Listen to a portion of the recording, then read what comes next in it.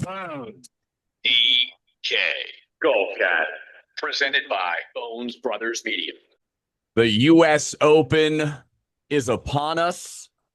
One of the best weeks in golf, but man, there is a lot to talk about in the world of sports right now. The New York Knicks, world champions after a 4-1 series win over the Spurs. The Spurs had a 15-point lead in every game of that series, and every game seemed to pretty much play out the exact same way.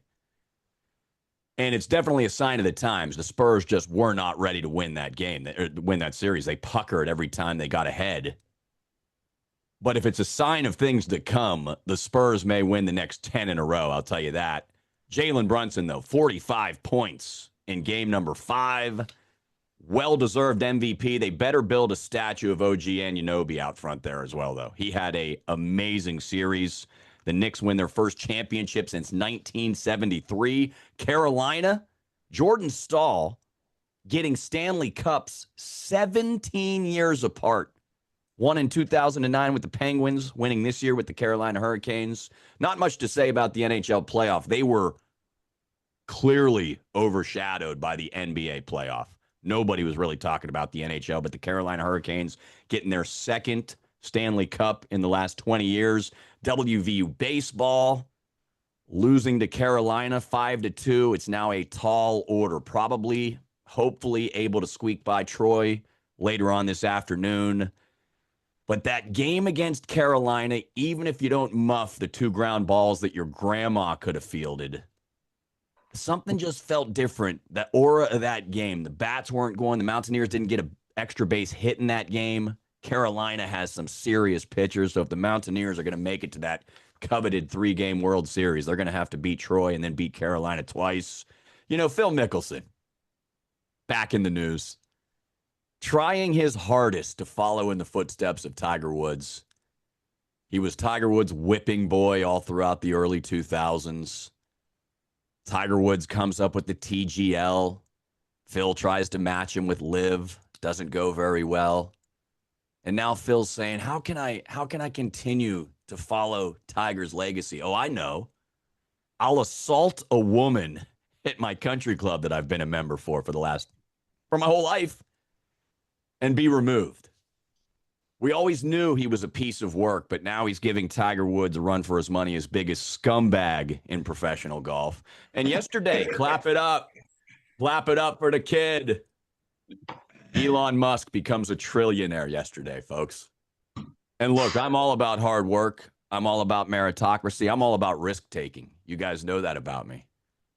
But I ain't simping for no trillionaire. There is something in this system that is working for a select few and not for the vast majority. But this is a golf show, and the US Open is upon us. Do you even want to talk about golf, though, Steve?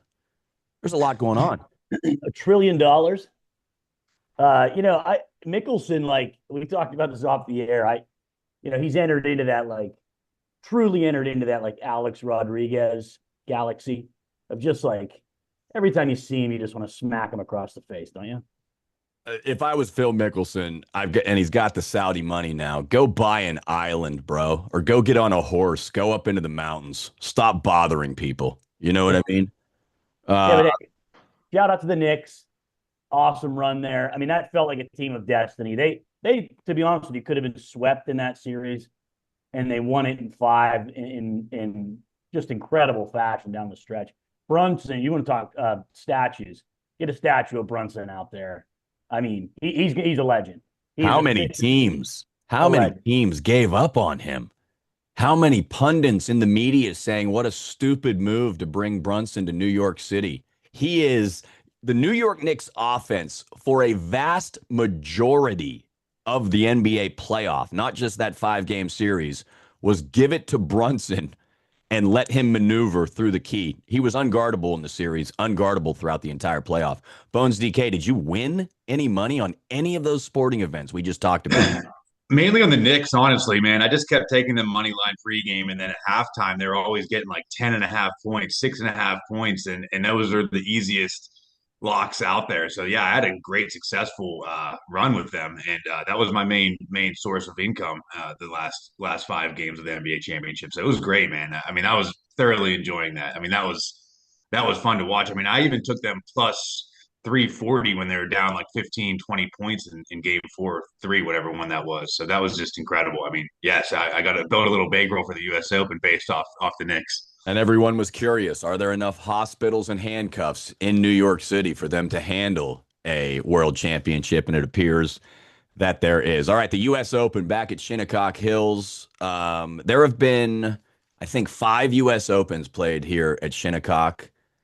550 players have played in those 5 majors. Only 3 have shot under par. So this is one of the most difficult courses that the U.S. Open plays at.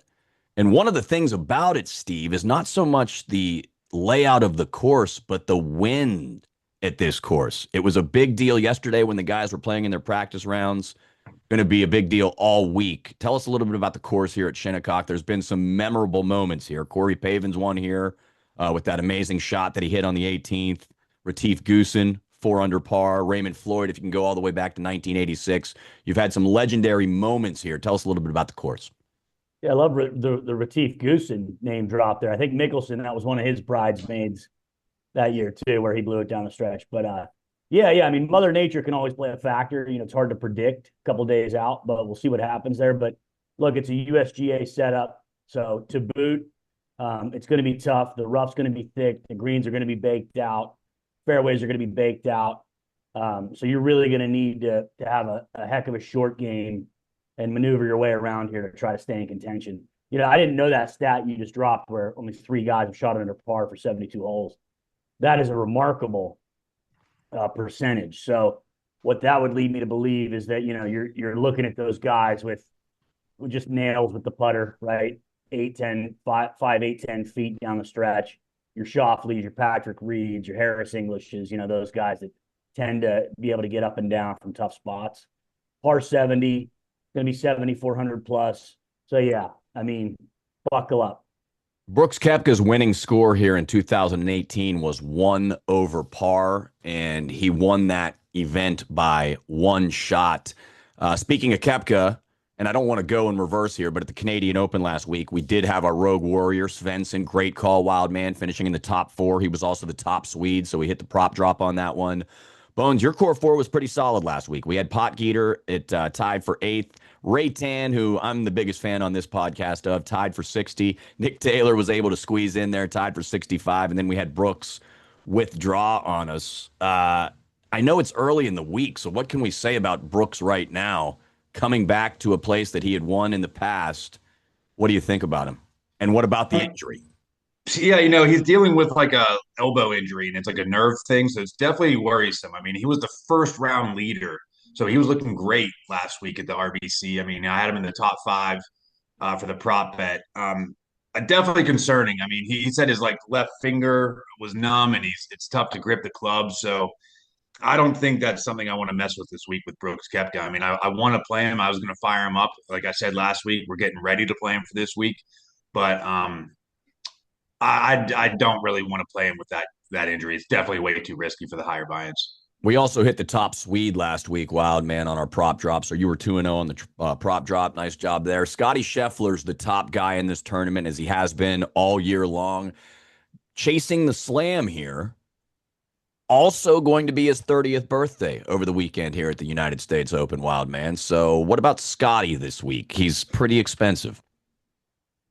Yeah, I mean, from a DraftKings perspective, you know, I just haven't played Scheffler at all over the last like 2 years, just because my goal is you know, smaller entries, fewer entries with single entry, you know, where like it's just too hard to get 6 for 6 with Scheffler.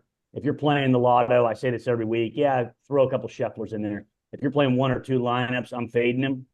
Look, the reason why he hasn't won the U.S. Open yet is because it's the hardest one to win. You know, the most difficult conditions neutralize these players.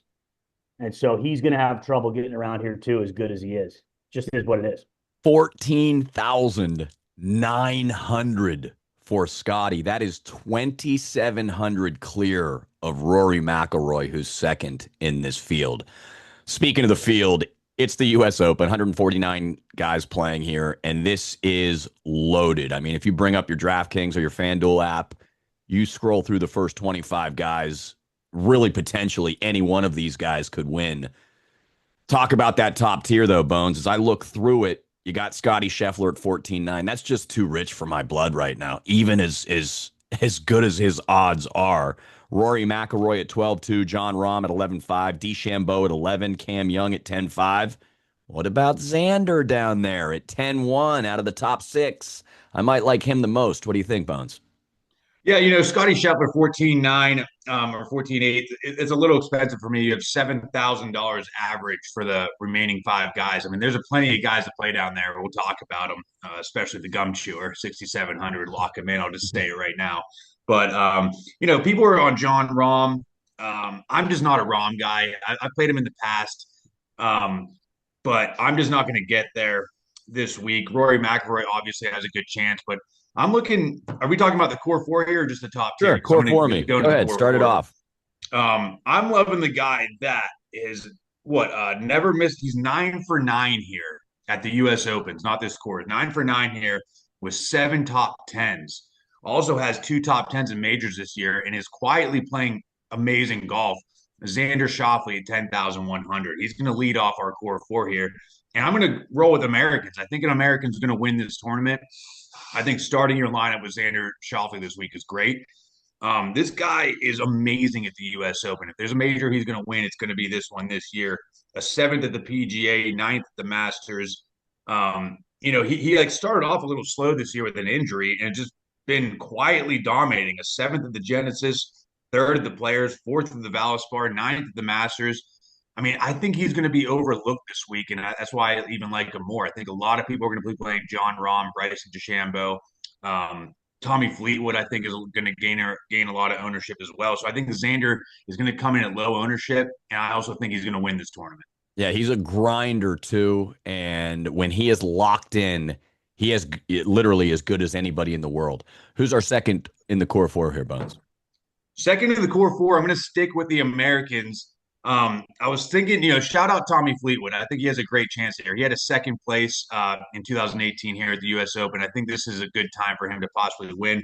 But I'm going to make our core four a little more balanced and go down to Russell Henley.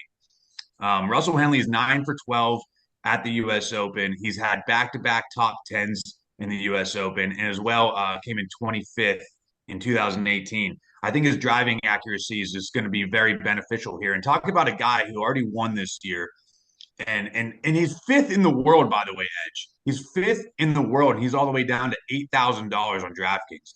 That is just too much of a bargain. I can't pass it up, and I have to put him in the core four for that reason. Wild man Henley, a friend of this show, obviously. We've mentioned his name quite a bit. Why is he at 8,000? There has to be something going on there. It does not correlate with his top 5 ranking in the world. I don't know about the algorithm. I don't know why he would be that low either. I mean, being 5th in the world, other than the fact that maybe the pricing hasn't caught up with his success over the last few weeks. But another anecdote, he was the first round leader at Shinnecock in 2018. So he's been here before. All right, Bones, number 3 in the core four. Number 3 in the core four is a guy that, again, is just underpriced. He's a major winner, a Masters champion winner, and I love this guy at tough courses, especially. Hideki Matsuyama, $7,500. I mean, give me a break with that price. I don't see – I mean, listen, he hasn't been playing amazing this year, but he's 14 for 14 made cuts. I think he's – wow, man, you know the stat, like 47 for 52 or something at majors. Is that what it is? He's 57 for 63 at majors. Yeah, and just in this field, I mean, yes, I get Sam Burns $7,700. That's a great price for him as well. But he's under Wyndham Clark.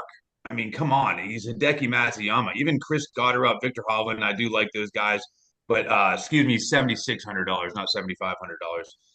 But Hideki this year, 12th at the Masters, 27th at the Players, 26th at the PGA Championship, $7,600 if you're getting a guy that is pretty much guaranteed to top 25, which he will, and I think has a great chance to top 5 this tournament. Don't be surprised to see Hideki Matsuyama at the top of the leaderboard. I'm going to quote Wildman from a couple episodes ago. It is feast or famine with Matsuyama. Is it a good bet this week? I think so. I mean, again, we get to majors, like the number one thing I look for is track record at the toughest events. He's 57 for 63. That's an unbelievable percentage. When you have a tour average cut line of like 65% made cuts for the top players. And I've asked you this kind of question before, but where were you in 2016? What were you doing? Me?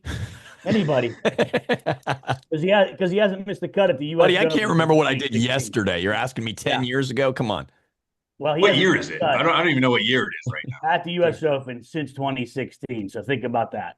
All right. So our core four to this point, Shoffley at 10.1, Henley at 8, Matsuyama at 7.6. And I'm telling you, you look on this app, guys, it doesn't matter if it's FanDuel or DraftKings. There is some hay to be made below $8,000. Who is our final core four member, Bones? I mean, listen, there's a ton of guys down here that you got to love. I mean, Patrick Cantley at 7,300 is crazy cheap. He has good success at the U.S. Open, but I'm going down to the old reliable. Buy a pack of gum before the tournament, maybe 3 packs, maybe 4 packs, and keep chewing all week because you're going to watch Harris English do extremely well here at the U.S. Open. 10 for 10 at the U.S. Open, $6,700 for this guy is a steal. Load them up, fire them up, enjoy the weekend, get some big chew, whatever you call it. Big League and, Chew? Yeah, big league chew. Or And some just keep Zyn chewing. nicotine pouches, whichever you prefer. Yeah, well, a couple of those as well. It's just a little tough to have those in when you chew gum, but swap them in and out. But Harris English, I mean, there's not much to say. I'll actually say this: Boots. I'm going to give him a shout out. I hope he's not upset. I throw this stat out, but he texted me last night and he said his caddy has I don't even know who his caddy's name is, but he's looped around the Shinrock this course in the early 2000s. Has played here over 30 times, including 2 U.S. Opens. His caddy knows his course very well. Harris English had 2 runner-up in majors last year. Again, churning away this year. Has been quietly playing great. This dude is amazing around the green. Can putt can bomb the ball. So love Harris English, fire him up. It's not because we love him on the show. I genuinely love this guy, and he's not going to be high owned. I guarantee it. Two guys that we love on this show in the core four this week, and Henley and English. We'll go over the core four right now. It's Shoffley at 10.1, Henley at 8, Matsuyama at 7.6, English at 6.7. Wild man. Who's your rogue warrior of the week? Because I'll tell you what, 11 or 12 episodes into the season, the rogue warrior has not been bad. Who we got this week? Hey, I just really quickly, I Googled Harris English caddy. The first headline is Harris English caddy conviction jail. Hey, but he knows the course. He knows the course. That's all we care. Yeah, apparently his name's Eric Larson. I didn't know that either, but I can he's caddy for Calcavecchia, Jeff Overton, Anthony Kim, high profile players. Looks like he possibly had a career playing as well. So this is pro sports. Crimes do not matter. That's right. Well, it's America, right? If you have money, nothing matters. That's fair. All right. Who's our rogue warrior? Right. Rogue warrior. So we're down under 7K. We're at 6,900. Now, leading up to the PGA Championship this year, this guy had missed 6 consecutive cuts at majors, but he had made 27 of the 30 prior to that. He went to live. He's a major winner. He's a former number one. He's a Players Champion winner. Similar to the anecdote with Harris English, Cameron Smith let go of his longtime swing coach right before the PGA Championship, hired Claude Harmon, who's worked with other top pros, including Tiger Woods and company, took 7th.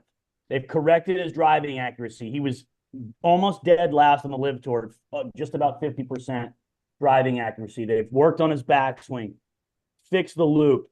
He's hitting 65% of fairways now. And look, I mean, PGA Tour success, major success. You might think he's forgotten. He's over at Live Tour. He's won 3 times. He's lost twice in a playoff. He's won 4 times on the PGA Australasia. The guy's a winner. The guy's a former number one. The guy's a major winner. The guy's a players winner. This is all in the last 36 months, guys. He's now changed his swing coach, coming off a 7th at the PGA. Give me Cameron Smith, flyer of the week. I like that a lot. I mean, best putter on earth. That price It's 6,900. And honestly, he is one of the best putters on earth. The putter is what kind of let him down at the PGA. He just missed a couple putts on 16, 17, 18, or else he could have. I guess Rye kind of ran away with that thing too. But Cam was in it there right up until the last few holes. Yeah, and we talked about this on the cast a couple of weeks ago. It's probably going into the PGA when we were talking about Cam Smith and DJ, and we're like, we just don't know if these guys care, right? Do they really care? Well, now he's made, changes to his team. Clearly, he's probably looking, especially as Liv starts to collapse. How do I get my game back? How do I get back to the PGA Tour? So, short game matters a lot at the US Open, and pound for pound, it's like him and Patrick Reed, top short games on earth. I don't like Oberg this week at 9,200, but some interesting guys under that $9,000 range. Fitzpatrick at 8,900. Hatton, who I love in majors, at 8,700. Morikawa just doesn't seem to have it right now at 8,500. But then Rosie's down there at 8,400. I mean, if anybody could win at the U.S. Open, it's Justin Rose, man. So what about any of those guys there? Bones, we'll give it to you.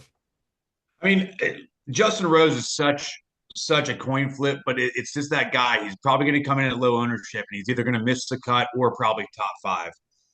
He missed the cut at the American Express on January 22nd, followed up with a win. So I'm not too concerned about Rose's missed cut this week. In fact, it's a great time to play him. I mean, people are probably off of him. Right before he missed the cut, he had back-to-back top tens, including a 10th at the PGA Championship. So yeah, 8,400 Justin Rose. If you had him last week, I would fire him back up. We tend to pick guys a week early. I really like Justin Rose this week, and I think he'll probably contend. Wild man, it looks like you had something to say there, and I gave the floor to Bones DK. What did you want to add? I mean, all I'll add to Rose is he's only 9 for 20 at the U.S. Open, which is pretty wild stuff. So he's missed over 50% of his tournaments played at the U.S. Open, but he does have a win, a third, and a fifth. So, yeah, it's kind of like you want to say feast or famine. I mean, that's feast or famine right there. I don't love Rose, although he did take 10th at Shinnecock in 2018. The guy I want to talk about real quick is Hovland. We mentioned him last week. It's a pretty low price for Hovland too. And I mean, like, the guy can just win anywhere, just put like out of nowhere. I mean, do we dare go big trouble in Little China again and compare him to David Lopan? Does he disappear or does he appear? Who knows? His mindset, Ernie Els, we talked about Retief Goosen earlier. We talked about Pavin, who won here. The attitude, Brooks Koepka, you could even throw in there, really. These are cool as a cucumber guys, man. Their attitudes are just a little different. And Hovland is one of those guys, maybe not with the killer instinct of the guys that I just mentioned a little bit ago, but the complete obliviousness to what he is involved in, I think sometimes helps Victor Hovland a little bit, man. It just allows him to play the game. Don't stay away from the weed. Wow, man, you got to just give me your take on Tyrrell Hatton, though. He always seems to play well in the majors, and he is certainly one of the top 5 guys on the Live Tour right now. Yeah, and I think if you look at his best finishes in his PGA Tour career, they come at challenging courses. Like he won the Arnold Palmer. I believe the winning score was 4 under there. And so, he's contended at majors before where the conditions set up tough. Seems to be a grinder, but man, he's the opposite of Hovland personality-wise. He's about as hot a match strike as you can find. So, yeah, I don't know. I think he's obviously worth a look. But I would tend to lean his way the tougher the conditions are. 7,900 for Patrick Reed, 7,800 for Wyndham Clark. I mean, you just got to love Reed also. He's one of the most consistent players to play the game. Wyndham Clark's red hot right now. If I had to choose between those two, Bones DK, who would you take? I probably got to finally lean with you guys on the Patrick Reed train, honestly. I do like Wyndham Clark. I didn't mean to rag him earlier at his price, but Patrick Reed is a top tier golfer. Has a 10th place at the PGA this year, a 12th at the Masters, has success at the US Open. He is great around the green, a tough player. It wouldn't surprise me to see. I mean, $7,900. He was a shout out for the core 4. Honorable mention, Patrick Reed. So yeah, I'm going to lean Patrick Reed in that one. Is that price right for Patrick Reed, Wild Man? Is it low? Is it high? Or is it right on? I think it's low. I'm going to come out and say this right now. I think he can win this week. He was fourth at Shinnecock in 2018. It's 10 for 11 at the US Open. If you take out the Open Championship that just doesn't fit his type of game, you're looking at a guy that's made 30 of 35 cuts in majors with a win. So again, 10 for 11 at the US Open. If you need somebody to get up and down from the hardest place on earth and cheat when the cameras aren't looking, it's him. But I like him, man. I'm telling you, I think look out for Patrick Reed this week.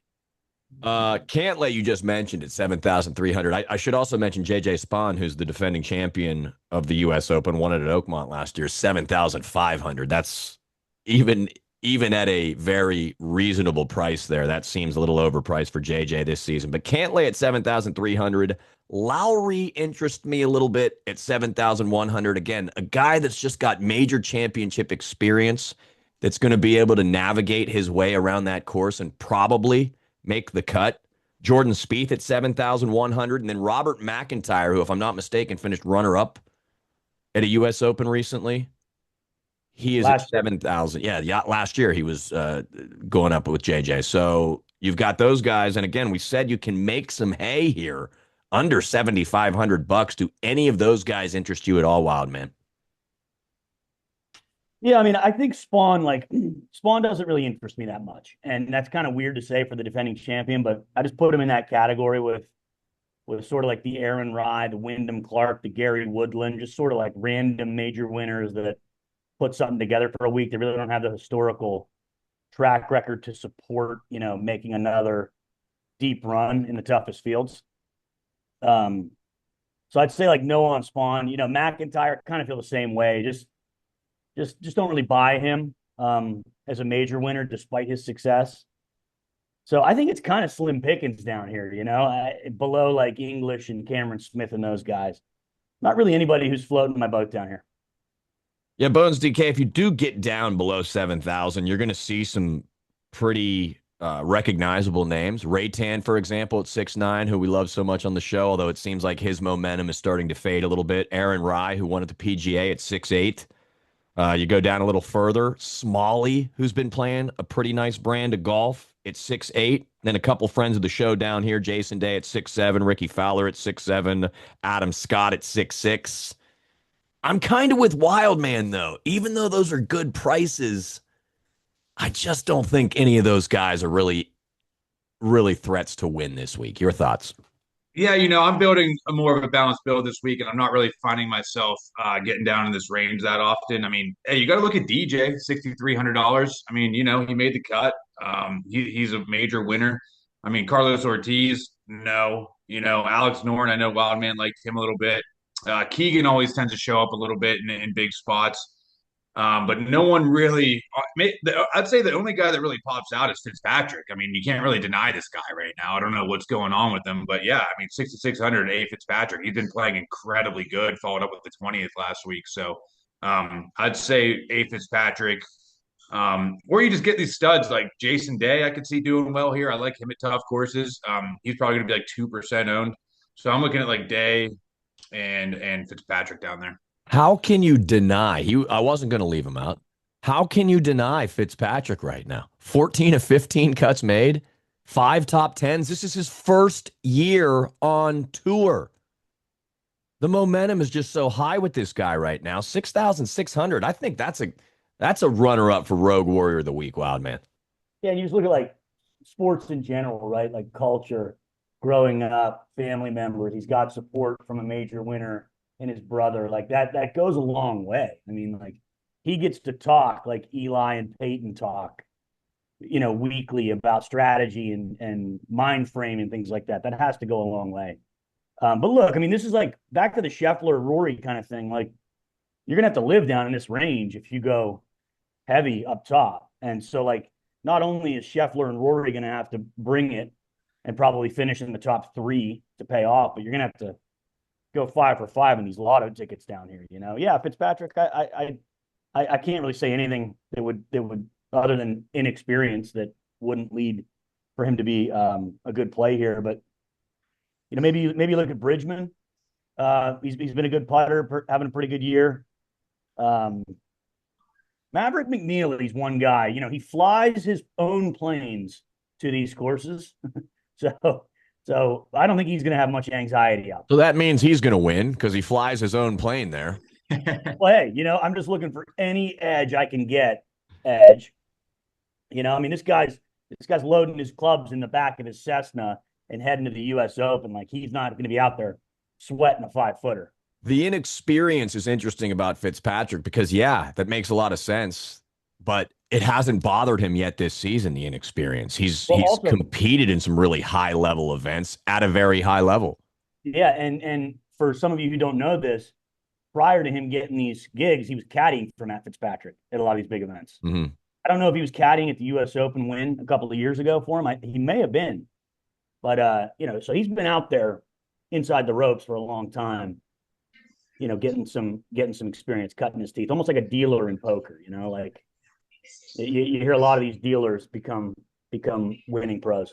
All right, before we wrap it up, if you were going to go down that road with Scheffler or Rory and you needed somebody sub 6,500, would you trust a wily vet like Billy Horschel at 6,400 bones just to make the cut? We're not saying he's going to win, just to get a 6 for 6 in there.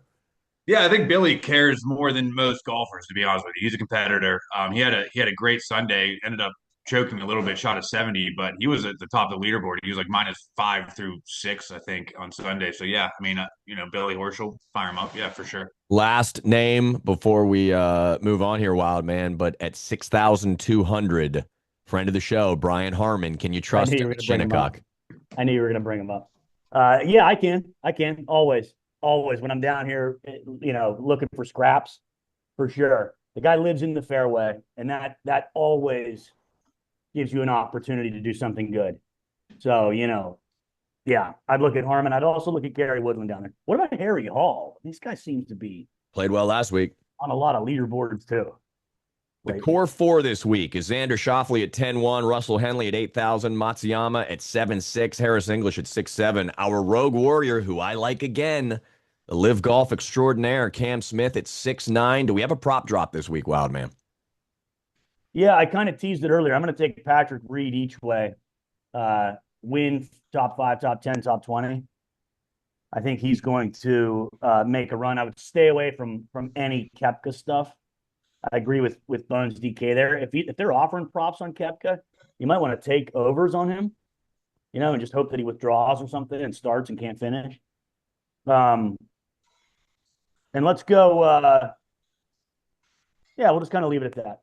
Anything with the elbow, anything with the nerves. You don't need to be a professional athlete. If you've ever been out on a tennis court, if you've ever swung a baseball bat, if you've ever played golf and you decide, hey man, I can't make a full fist with my hand, that's not something that just goes away overnight. And it's usually not something that you can put like a cortisone shot into either.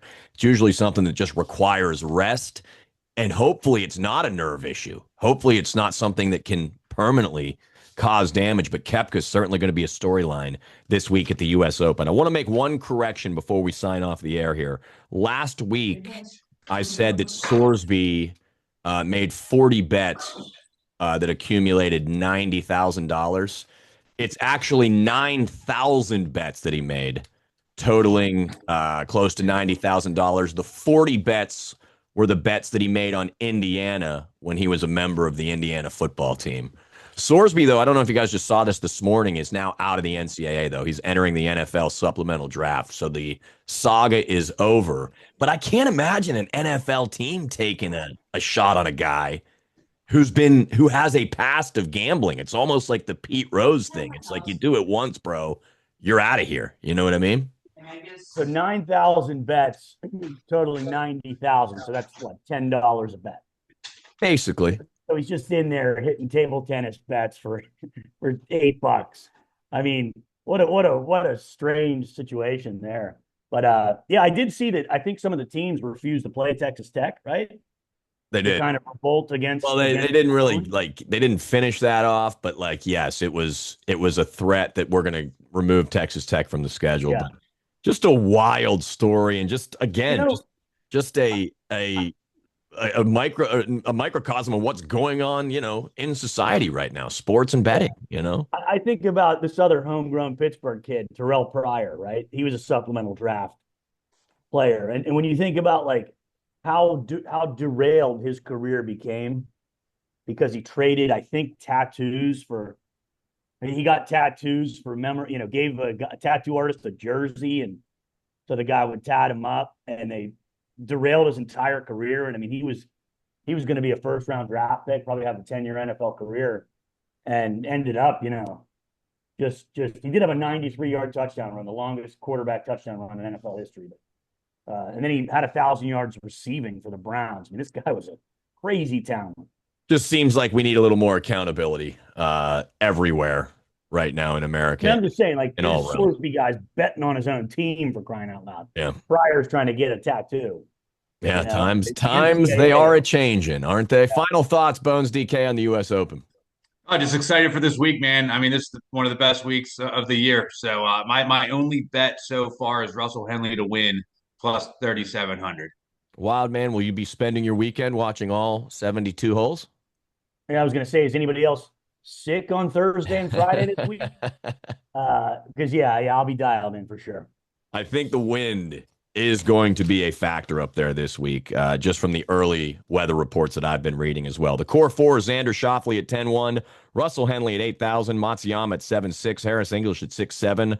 Our Rogue Warrior of the Week, Cam Smith at 6-9, and our prop drop, we're going to take Reed every way we can.